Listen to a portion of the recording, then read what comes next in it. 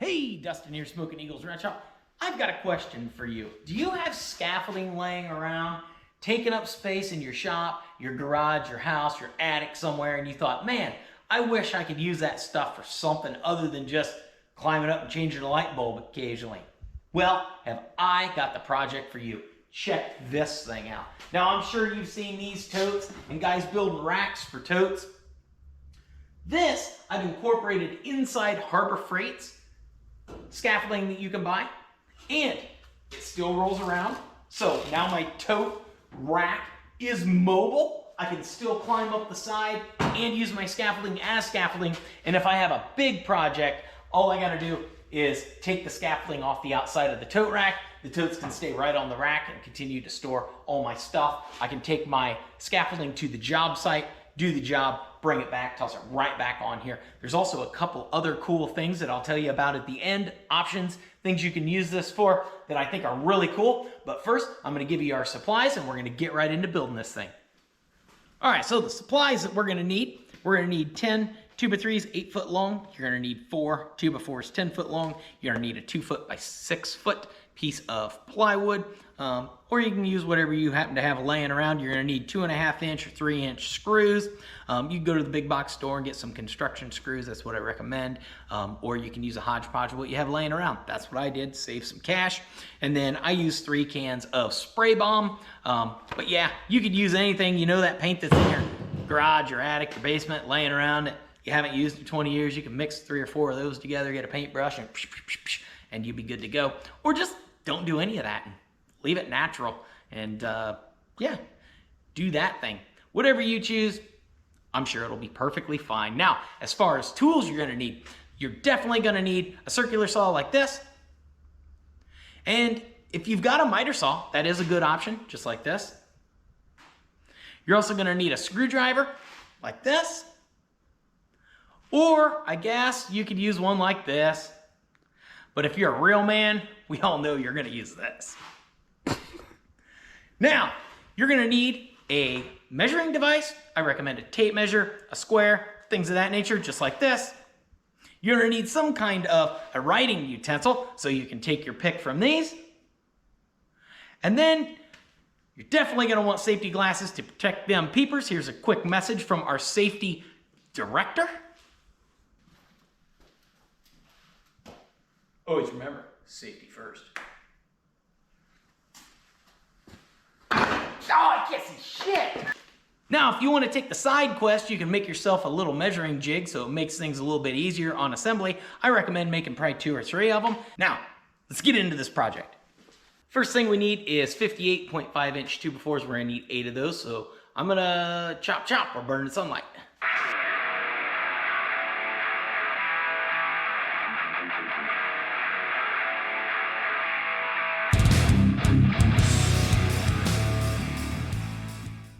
All right, there's all 8 of our long pieces. Now I need to cut the 24 inch pieces. Now, whether you're using 2x4s or 2x3s, that doesn't matter.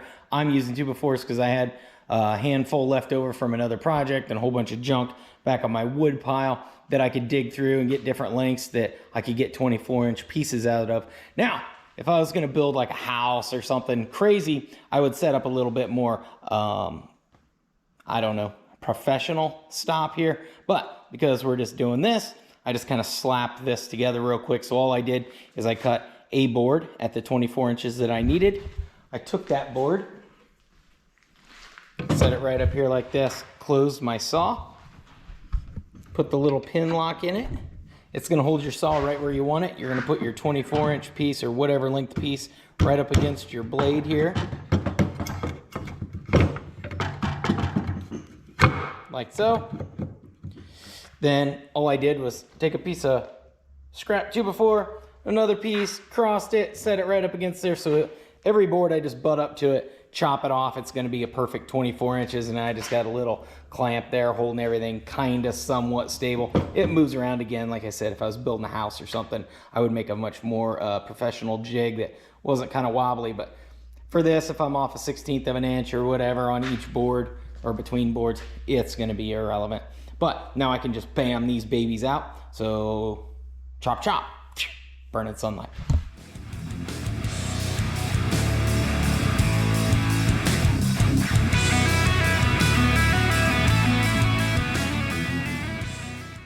Okay, now all we've got to do is cut our 4 74-inch cross pieces.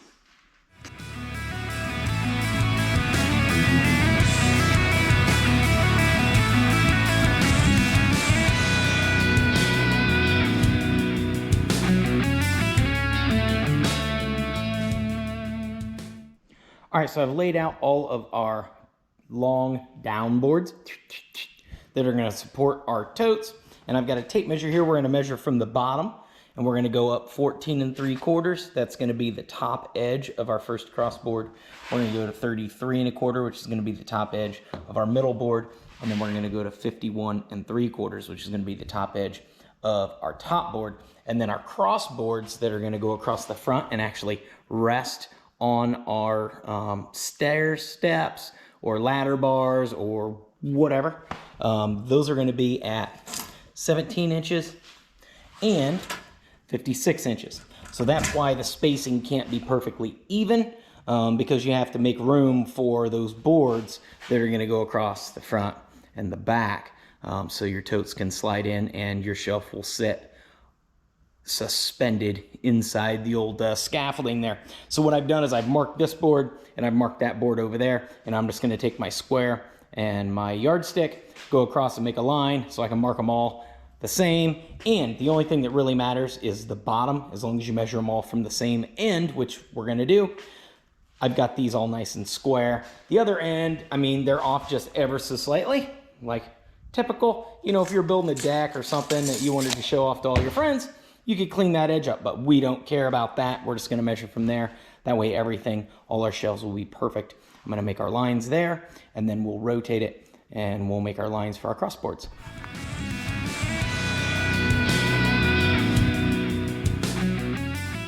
All right, it's time to start screwing these together. Now, you have to think of these kind of as like walls in your house is the easiest way to put it. You're going to have 2 outside walls that are going to have tote supports on one side, and then you're going to have 2 middle walls that are going to have tote supports on both sides. I kind of dug through my boards because some of mine are used, and one of them's got some concrete stuff on the side of it because it used to be a footer for pouring concrete for something around here. So just make sure you figure out which ones you want. Now, we only marked one side, which is fine because our 2 inside walls that are going to have, or inside supports that are going to have tote supports on both sides, we'll just flip it over and then mark the back side and go from there. It won't be a big deal. But the way I'm going to do this is I'm just going to set it on here like so. I've got all my boards here. I got everything kind of spaced out where it's going to be. I'm going to go right up against this edge. I put a squiggly line on here. It's kind of like an X or whatever. Basically, I'm going to go right up to that line and cover up the squiggly line. And you do every one the same. So I'm going to cover up my permanent line so I can just barely see it.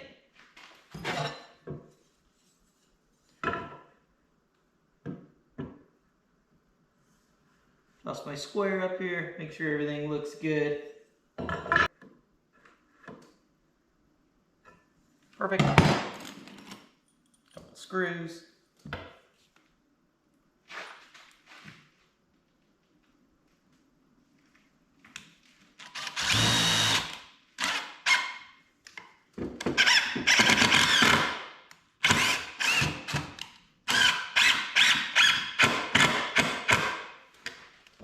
Trying to split on me. What a loser.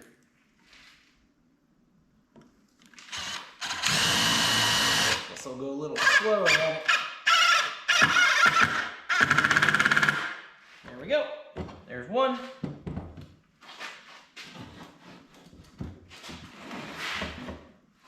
I'll grab my next board.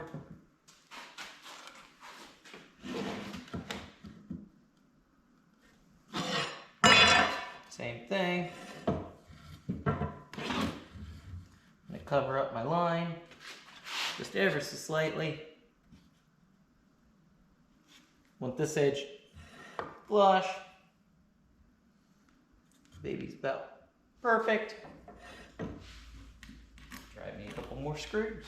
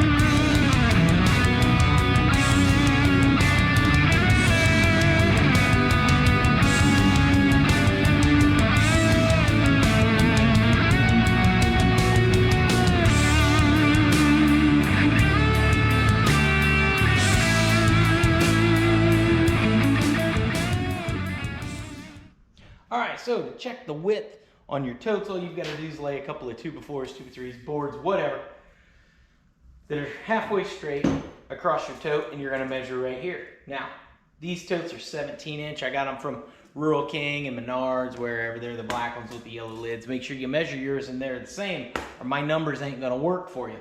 But like I said, I've got 17 inches here. I'm going to add a 1/4 inch. You could probably get away with adding a 1/2 inch. That would give it a 1/4 inch of play on each side. That would make it easier to get your totes in and out. But remember, all the weight of everything in your tote is resting on the edge of this. Unless you give it to hang on to, the more likely it is to fail. So I'm going with 17 1/4. That's not going to give me much space to slide the totes in and out, but as long as they go in and out, I'm happy with it. Should be fine. Now, I've seen guys overload these things to where the bottoms are bulging out, trying to break, things like that. A little tidbit of advice for you. If you want to avoid that, all you've got to do is cut a piece of plywood, any scrap plywood, doesn't even have to be very thick, and toss it in the bottom of your tote. Then it disperses the weight evenly. You can put a ton more weight in these things. I might do that to a couple of my totes. Anyway, let's get over here. I'll show you what we got going on. This is kind of the general idea. I've already done all the math from the center of our 74-inch board out on both sides. And the way this works, if your tote is the same as mine, is you want to come in from your outside edge and you want to go to 28 3/8. Now that's where that line is there and that line is there. And I'm not going to lie to you, I came in the 28 3/8 and then I marked my line generous for my tote, maybe another 1/2 of a 16th, so a 32nd or whatever, but I was just a little generous on my tote. I marked this board and I marked this board up here. Now my floor is sloped to my drain. This stuff, I didn't even sweep, it's sitting on rocks and everything else. That's irrelevant. We're not building a house here. We're just building a tote rack. So it doesn't really have to be square as long as everything fits and everything functions. So what I'm going to do is I'm going to go in here and I'm going to mark my bottom line, which is 17 inches from the bottom up. I've already got it marked. I'm going to line up my board. I'm going to line up this line here. I'm going to use my square the best I can, get it somewhat square, and then I'm going to put a screw in it. Do the same up there, same there, same there. I'm going to leave all my screws kind of loose, but it's going to kind of hold everything together. Then I'll check with my empty tote, make sure everything functions, and then I'll screw that together. We'll stand it up, work on the next two, or I may leave it laying down to work on the next two and get those screwed in. I'll tell you what those dimensions are when I get there, but really it should just be able to measure from this side of this board over 17 1/4 and make your mark on your wood here, there, and go on with life. Just check your totes, make sure they fit. Anyway, Rome was built in a day, so I better get back to work.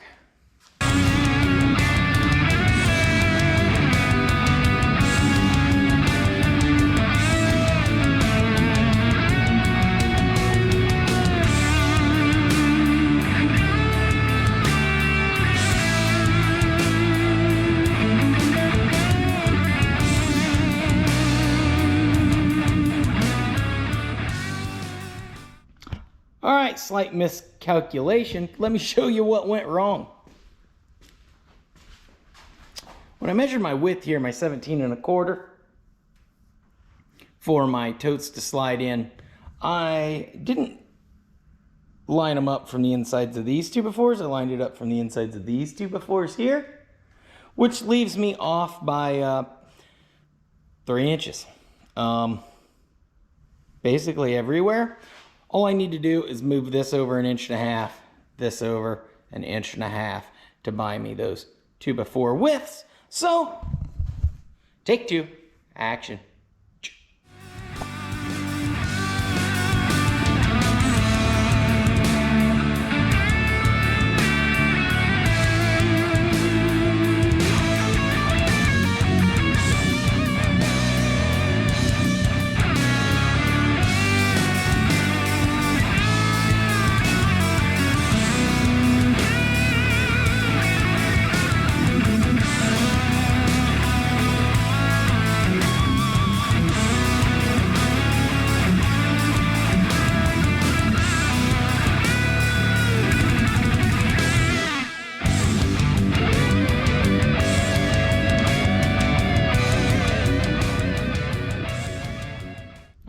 here it is. We had a little bump in the road, but we got that figured out. So basically, the 2x3s have to go on the inside of the 2x4s, as you can see here, in order to clear. It's like a 1/4 inch. I thought it would clear.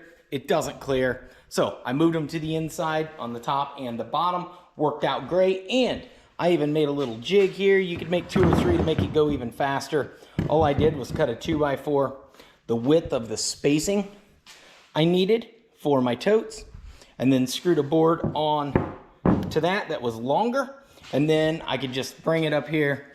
I could just slap it in where the tote's gonna go, boom, run that screw in a little ways just to hold it, and then that would set my spacing, and then I go and do the other side, set my spacing, and do that on both sides. Got it all wham bammed. Now my totes slide in and out perfectly. I can put 6 totes in here. As you can see, the bottom is up off the ground, but we are not done yet. I cut some 2x3s I had left over. I'm gonna bump them in just a little bit so that they're over top of our rails here. And I'm gonna put screws in all 4 of those, 1 for each. And that's just gonna help kind of support that a little bit. And then I cut some 2x4s.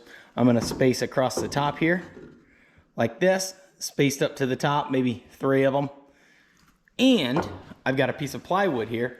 I'm gonna cut this 24 inch by 6 foot, and that will sit directly on top of here and give me a shelf up here for smaller totes or odds and ends, loose items, whatever you want to put up there, shoe boxes, who knows. But look, it's off the ground, it rolls. You can roll this thing around anywhere you want, works great. The only thing is, you know, your wheels have to clear that. So if you want to, sometimes you kind of run into stuff, you got to kind of rotate your wheels. But again, you're not going to roll this thing all over. The idea is that it is mobile.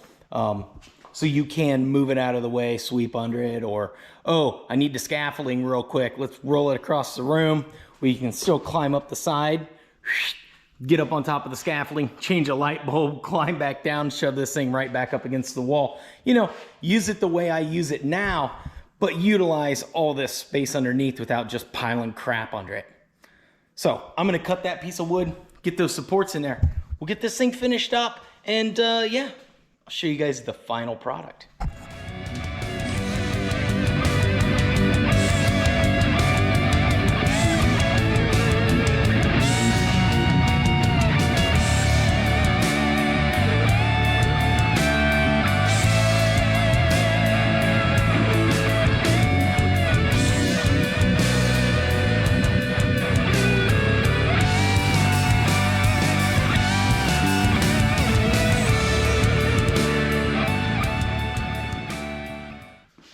So I tossed a coat of paint on the front of this thing because I think aesthetically it's going to look a lot better that way. I didn't paint the whole thing, and obviously you don't have to paint it at all if you don't want. If you like the natural look, live with it. It's fine. But yeah, I just painted the sides and the front black. But I wanted to show you guys how easy this thing is to put together and take apart, and the couple of options that you have here with this rack that I think are really cool and you guys are going to like. Now, unfortunately, you can't just put this inside the scaffolding. You have to assemble the scaffolding around it. But let me show you how easy this is for one person. All you've got to do is take this. You can set it right on top of here, just like this. Set the other side on, build your scaffolding, and now you've got a nice, handy storage rack. Your scaffolding will have the top across there that you can use as a shelf to store things, and then if you want to use your scaffolding, you just make sure you take everything off that shelf, obviously, disassemble your scaffolding, reassemble it, use it wherever you want, and then stick it right back on here, and it's a nice handy storage space for your scaffolding that gives you an extra shelf on top of your rack here. Now, if you were going to use that option, you wouldn't need these boards going all the way across there. In this location coming way out here, you can actually put a second one up higher, and you could put this way up here like this if you wanted. And you could have another board sticking off the side of here. And you could put that shelf up, way up here, way up there. That would give you more options to adjust the height of that top shelf. I'm not going to use it like that. I'm going to use it in the other way To do this, all you've got to do is tilt this back so that your casters are facing so that it'll roll right down under, like so. Then you've got to make sure your casters are kind of pointed backwards. Then all you've got to do is lift this up just like this and push. Slides right in, it lifts this side up for you, nice and easy. Now, you grab a side rail, just like this. You just slide it in and lock it into the top position. You could go down a couple positions if you wanted, but I want the maximum amount of space I can possibly get. That's locked in. Now you just grab your other side. Scaffolding. Bring it over to this side. You're going to do the exact same thing. Just squeeze this, slide it in, lock it into place, just shimmy it around a little bit. Good to go. Now you toss on your back side.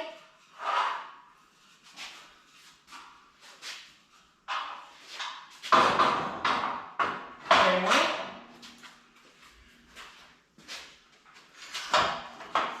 Lock it in just like that. Now, let me show you what we got. We've got our shelf sitting on these rungs on this side. It's not sitting on this side. So all you've got to do is lift this up and slide it over. Just like so. Now it's sitting on this side, and it's sitting on this side. It's not quite centered up. Just even it up a little bit so that it's nice and even. And then you can put all your totes in it, and it can roll around on the casters for the scaffolding. The only issue that you will have is like this right here. You can see where this caster wheel's hitting that 2x4. All you gotta do is kick your wheel around the other direction so that you can pull it whichever direction you want to go. Now you could cut that off. Actually, you could cut it off all the way up here, and then you wouldn't have any caster interference. The only problem with that, if you do that, you lose the whole bottom section of totes if you take the scaffolding off of here and try and go use it somewhere else and have your tote rack. So that's why I recommend doing it this way and just kicking the casters out of the way if they happen to you know, bump into the wood or whatever. But now we can toss all our totes back in here. We've got a shelf here. We've got a shelf up above to store things on. If you want to use your scaffolding, you can still use it like regular scaffolding. Again, the caster wheels might bump into your 2x4s, but you can move that around, get it where you want. You can still access all the rungs on the side. You can climb up top. You can use your scaffolding with your totes underneath you.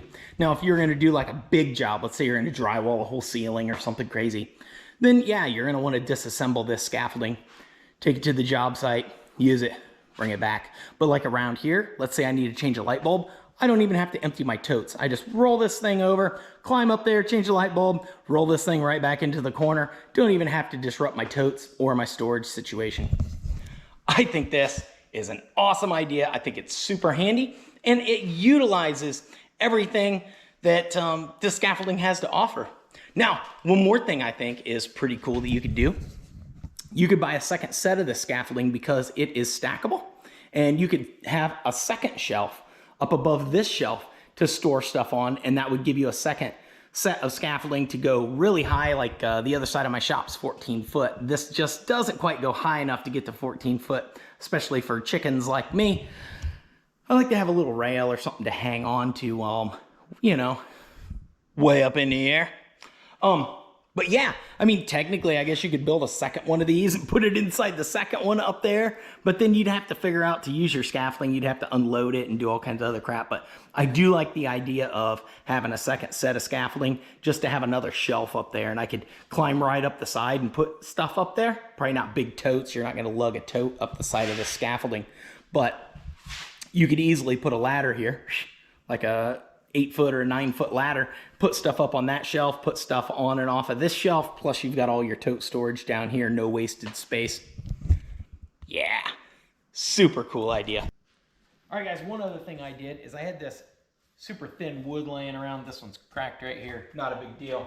But I just cut them the size to fit in the bottom of the tote. If you look here,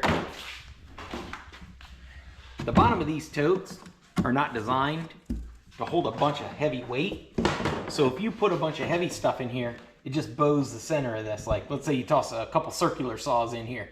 It's gonna really push down on the center of that, and over time, this tote bottom is gonna crack and fail. So, I cut this little piece of wood, throw it in here. Now you can put all kinds of stuff in there, and it just disperses that weight, and the tote will last a lot longer. So, that's a quick little tip for you. You can use any kind of wood you got laying around, but like obviously 1/2 inch or 3/4 plywood is way overkill. You just need something to kind of spread that weight out a little bit.